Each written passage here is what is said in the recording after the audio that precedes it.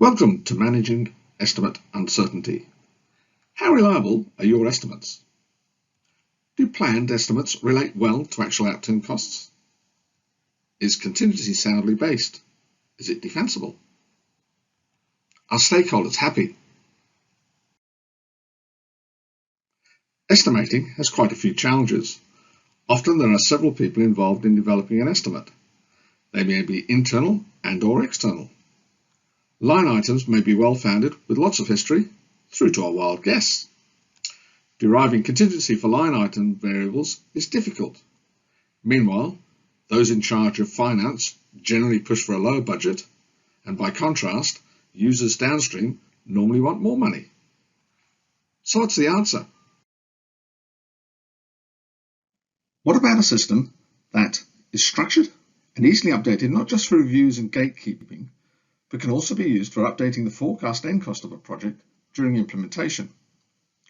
Any estimate reviews focus on the scope and what may be missing, identify where there is uncertainty, and enable optioneering to assess different alternatives, all while producing a well-founded, visible contingency allowance.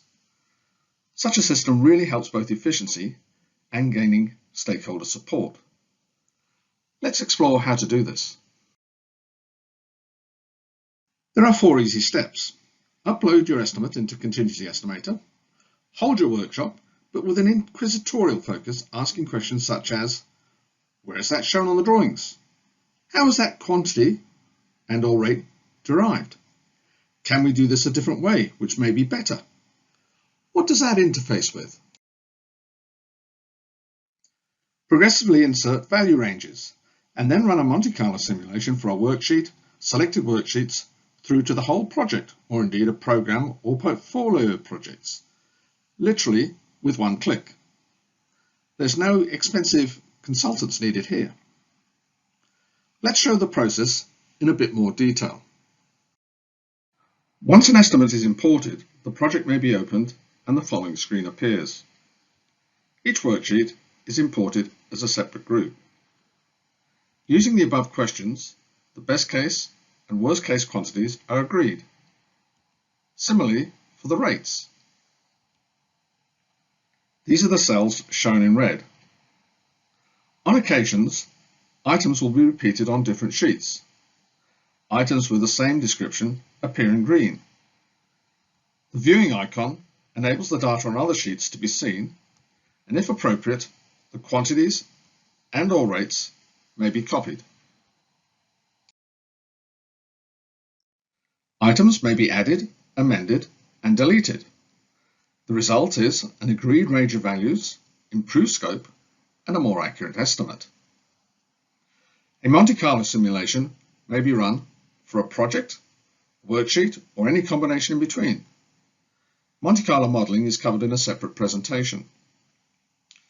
There are 3 outputs from the simulation. The first is a histogram. The vertical red bars show the number of times a particular total was derived. The S-curve is accumulation of the totals. The P50 point is midway. This is where as many results fall below this value as occur above. Similarly, the P85 value, or whatever value you have selected, is where 85% of values fall below and 15% are above. The header shows which groups or projects have been selected.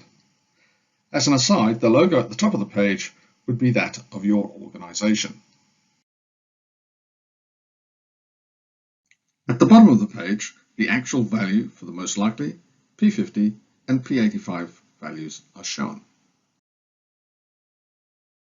The second report is a tornado diagram, which shows those items that have the greatest variability and hence biggest impact on the p-values and the bottom line.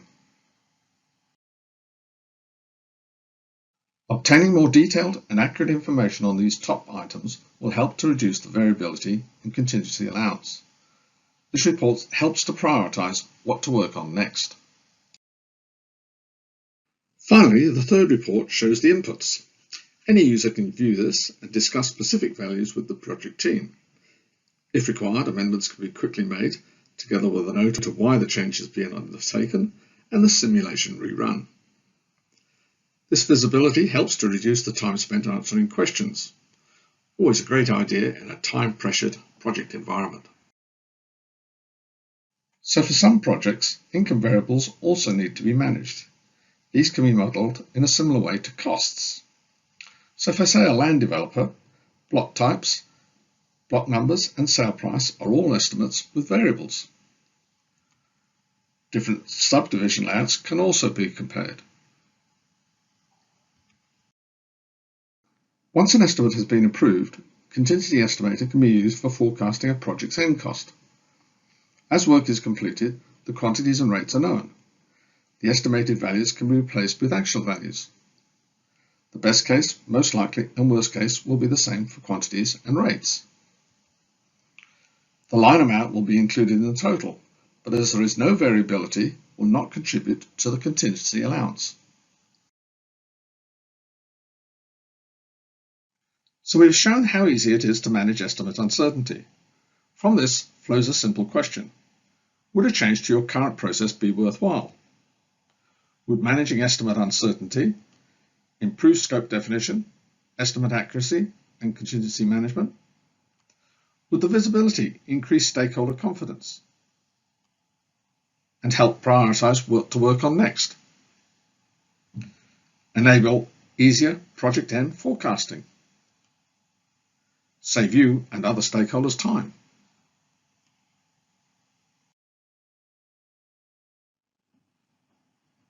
Would the value of these benefits be greater than $20 per user per month? I should add, this is a single user subscription. As more users are added, the cost drops and can be as little as $6 per user. Assuming you see value in the system, the first step would be to purchase a subscription. There is no lock-in contract and users can be easily increased or decreased. The subscription includes an exploration guide and workshop procedure. You could start with a single user, bronze level, import your estimate and assess some values to get a better feel for the system. You could then hold a workshop and migrate to silver so you can share the information with team members or other stakeholders. The whole system has been designed to remove any risk to you. If you are still undecided, you could play with our demo project here. And if you have any queries, then drop us a line via this link. Finally, more information is available on our website. Thank you for your time.